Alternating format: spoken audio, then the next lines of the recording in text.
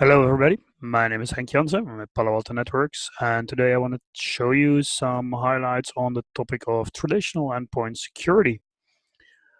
So let's go ahead and have a look at this small presentation that talks you through the highlights. Here's our topics of today. We want to talk about anti-malware, anti-spyware, the personal firewall, host-based intrusion prevention systems, mobile device management, and some security best practices for endpoints. First off, anti-malware. Anti-malware has been around quite a long time. You see on the slide the early 1980s. For those of you been around long enough, you probably remember your antivirus product that was installed on your computer at some point, and probably still is. Problem with these kinds of products at the moment is that it takes them quite a long time to detect an infection, and they have a poor catch rate for multiple reasons. We see the attacks are getting more and more targeted, specialized, getting updated, getting mutated. So it's becoming very hard for these kinds of anti-malware products to protect you. We also see that the web-based attacks remain longer active than the email attacks, pointing out that the email security technology probably is a bit more advanced and matured than the stuff we see on the web. The anti-malware software can use different technologies, as you can see in the bottom here of the slide, and we want to get a quick glance on all four of them. The signature-based anti-malware products are the oldest and most common used, what you see implemented.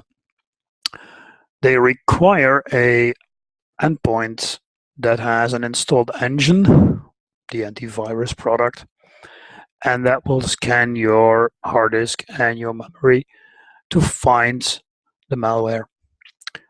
As you probably have noticed yourself, this software can cause noticeable performance degradations, and you probably also are familiar with the fact that you can configure the software to tell it what to do when it finds a piece of malware.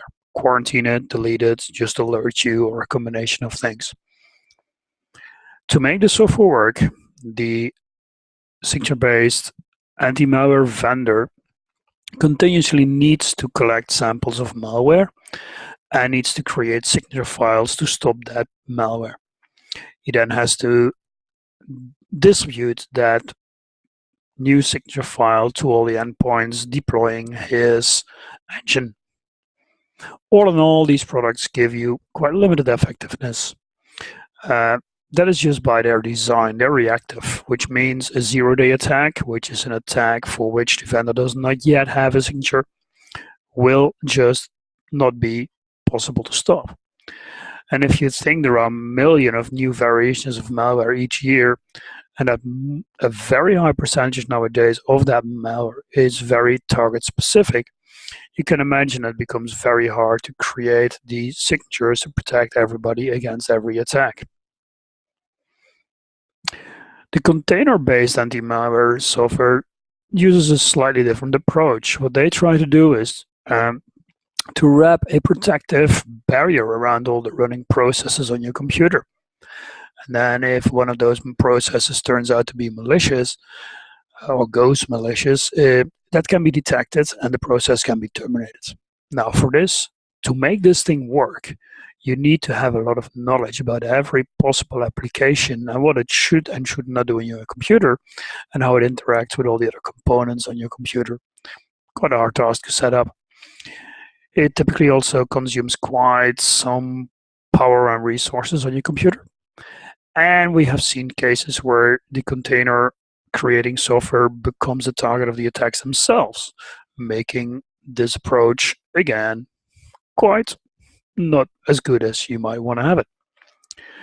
An approach we see quite often popping up the last couple of years is application whitelisting, the third technology that we want to talk about here.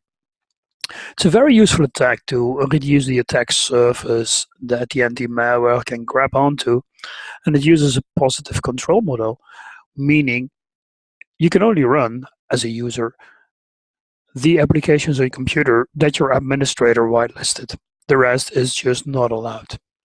Of course, this comes with a large administrative effort to create that list and to maintain that list. You can imagine with every new application that a user wants to use, he has to contact the administrator, or the administrator has to find out somehow the user wants to use it, evaluate the software, put it on the whitelist or not, communicate about it, and so on and so on. Quite a task. You can also imagine that it's a pretty hard task to implement when you are using cloud, bring your own device and mobile devices in your environment.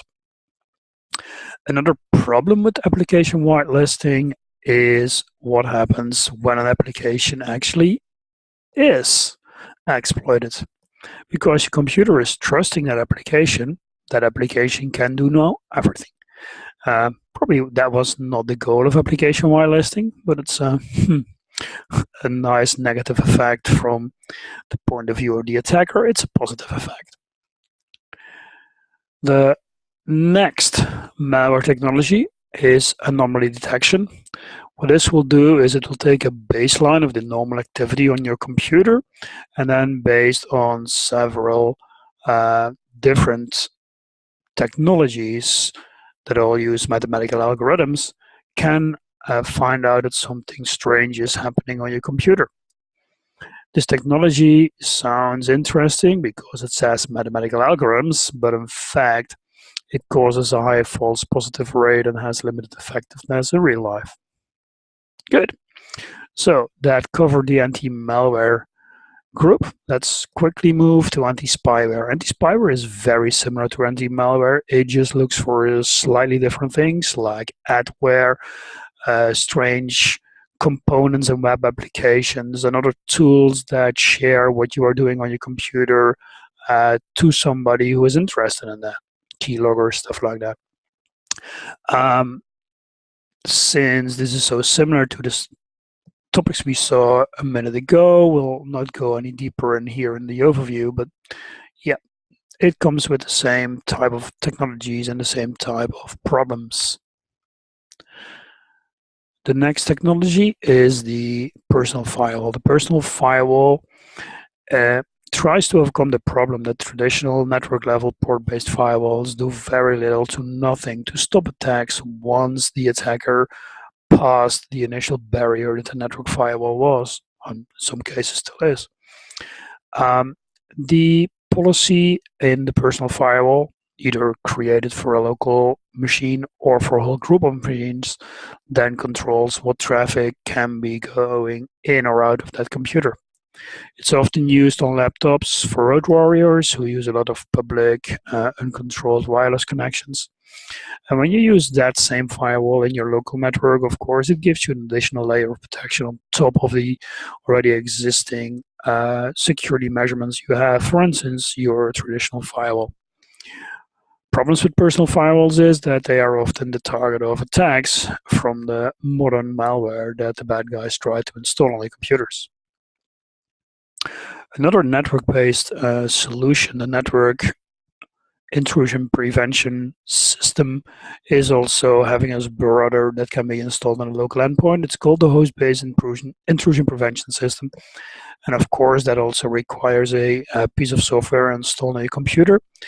It can come in several technologies. You can see signature-based, anomaly-based, that cause the same issues as we already discussed in the previous section. And it comes with a well-known performance degradation on the endpoint, because typically doing IPS is a very CPU-intense task. The next group of traditional endpoint security is mobile device management. A very specific set of tools targeted for the mobile markets like smartphones and tablets. And as you can see here in the overview on the slide, it provides data loss prevention, policy enforcement, malware protection, software distribution, remote controlling of the device, and even based on its location of the device. All nice features to have. not directly recognized as security product in traditional sense. So you're going to see this a lot in organizations who use mobile devices that are allowed to access corporate resources, or maybe even funded by the corporate.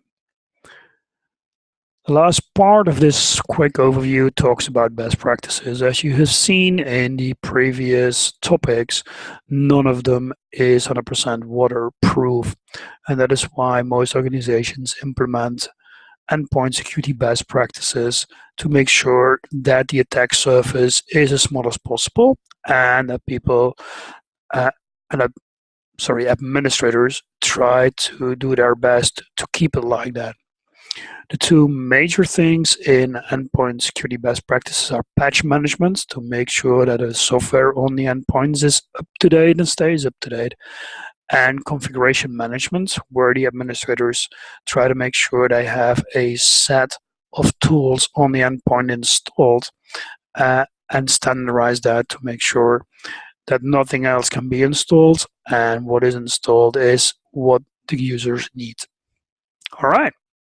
So that was a very quick overview of traditional endpoint security. We quickly covered anti-malware and anti-spyware, personal firewalls, host-based intrusion prevention systems, mobile device management, and endpoint best practices. I hope this was useful and maybe see you another time. Bye-bye.